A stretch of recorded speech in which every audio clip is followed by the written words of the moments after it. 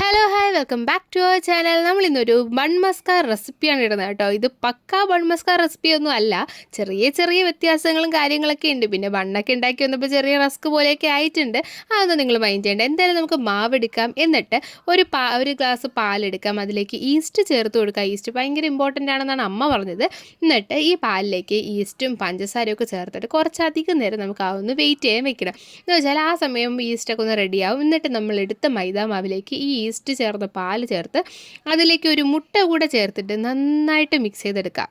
Mixing ഭയങ്കര important ആണ്. നന്നായിട്ട് മിക്സ് ചെയ്യാൻ നമ്മുടെ കൈ വെച്ച് നന്നായിട്ട് ഇങ്ങനെ തിരുമ്മി അത് നമ്മൾ ഈ ചപ്പാത്തിക്ക് മാവ് കുഴക്കില്ലേ, അത് തന്നെ അങ്ങനെ തന്നെ അത് നന്നായിട്ടൊന്ന് മിക്സ് ചെയ്തെടുക്കാം കേട്ടോ. ഇങ്ങനെ വേണമെങ്കിൽ ഇടയ്ക്ക് നമുക്ക് എണ്ണയോ ബട്ടറോ നെയ്യോ എന്തെങ്കിലുമൊക്കെ ചേർത്ത് കൊടുക്കുക. ഞങ്ങളിവിടെ എണ്ണയാണ് ചേർത്ത് കൊടുത്തിട്ടുള്ളത്. എന്നിട്ട് വീണ്ടും നന്നായിട്ട് ഇങ്ങനെ ഇതാക്കിയത് ഈ ഒരു പരുവാകുമ്പോഴേക്കും നമുക്കിതുപോലെ ഉരുട്ടി കുറച്ചുകൂടെ എണ്ണ തേച്ചിട്ട് നമുക്കിതൊന്ന് അടച്ച് വയ്ക്കാം. അപ്പോഴേക്കും ഇത് മാവ് നന്നായിട്ട് പൊന്തി വരും.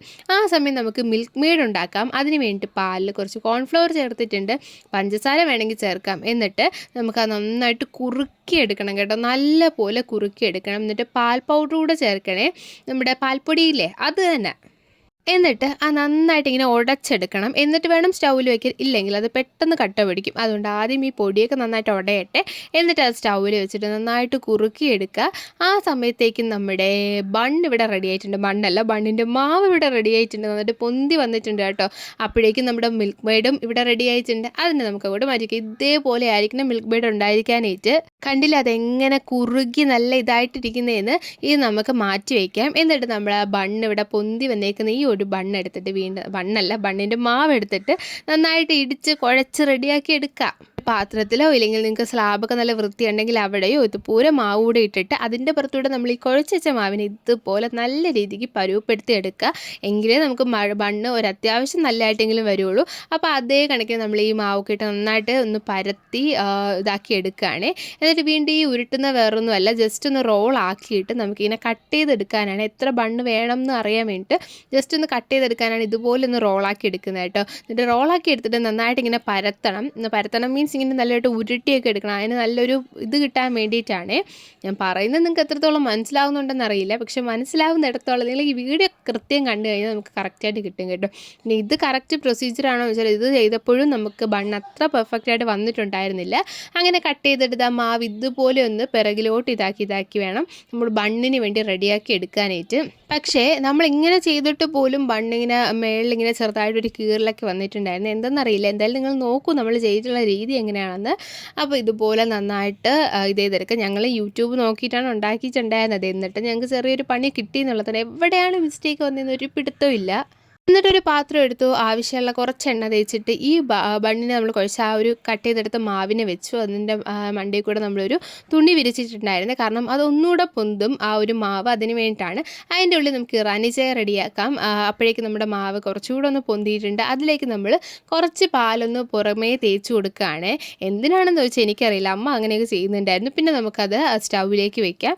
സംഭവം ഉണ്ടാക്കി വന്നപ്പോഴേക്കും ഇതുപോലെയാണ് ഉണ്ടായിരുന്നത്. പുറമേ ഒരു ക്രിസ്പി ആയിട്ടുള്ളൊരു ഫീലാണ് തോന്നിയിട്ടുണ്ടായിരുന്നത്.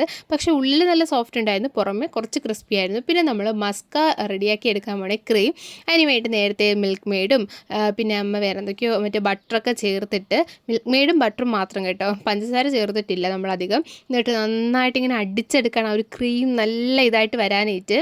അപ്പോൾ അത്രയേ ഉള്ളൂ, നമ്മൾ ബണ്ണ് ഇവിടെ റെഡി ആയിട്ടുണ്ട്. പക്ഷേ ബണ്ണ് കുറച്ചൊന്ന് ഒരു കട്ടിയായിപ്പോയി. അതിൻ്റെ താഴ്ഭാഗവും അതുപോലെ മേൽഭാഗവും കുറച്ച് കട്ടിയായിട്ടുണ്ട്. പക്ഷേ ഉള്ളിൽ നല്ല സോഫ്റ്റ് ആയിരുന്നു. എന്താണ് പറ്റിയെന്നുള്ളത് നമുക്ക് മനസ്സിലായില്ല.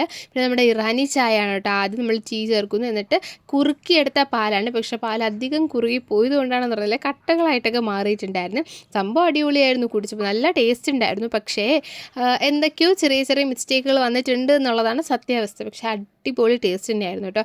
അപ്പോൾ ഞാൻ ട്രൈ ചെയ്ത് നോക്കുകയാണ്. ഞാൻ ആ ബണ്ണ് മൊത്തത്തിൽ അങ്ങ് കട്ട് ചെയ്തിട്ട് അതിൻ്റെ ഉള്ളിലാണ് ക്രീം ഇങ്ങനെ തേക്കുന്നത്. ഫുള്ളായിട്ട് കട്ട് ചെയ്യില്ല പൊതുവെ എല്ലാവരും, പക്ഷെ ഞാൻ അത് ഫുള്ളായിട്ട് കട്ട് ചെയ്തിട്ട് ഒരുപാട് ക്രീം എടുക്കുന്നുണ്ട്. അതുകൊണ്ട് തന്നെ കഴിക്കുന്ന സമയത്ത് ക്രീം എല്ലാം പുറത്തോട്ട് വന്നിട്ടുണ്ടായിരുന്നു. എങ്കിലും ഞാൻ അതൊക്കെ കഴിച്ചിട്ടുണ്ടായിരുന്നു.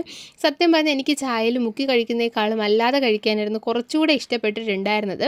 ചായ അല്ലാതെ കുടിക്കാനാണ് ഇഷ്ടപ്പെട്ടിരുന്നത്. കാരണം മസാല ടീ കുടിക്കുന്ന പോലെയായിരുന്നു എനിക്ക് ചായ കുടിച്ചപ്പോൾ തോന്നിയിട്ടുണ്ടായിരുന്നു കേട്ടോ. ഇനി ഈ ഒരു ഇറാനി ടീ എന്ന് പറയുന്നത് മസാല ടീയുടെ ടേസ്റ്റ് ആണോ എന്ന് എനിക്കറിയില്ല. ഞാൻ ഇതുവരെ ബൺ മസ്കയും ഇറാനി ടീയും പുറത്തുനിന്നൊന്നും കഴിച്ചിട്ടില്ല. അപ്പോൾ എന്തായാലും ഇന്നത്തെ വീഡിയോ ഇത്രയുള്ള എല്ലാവർക്കും ടാറ്റാ.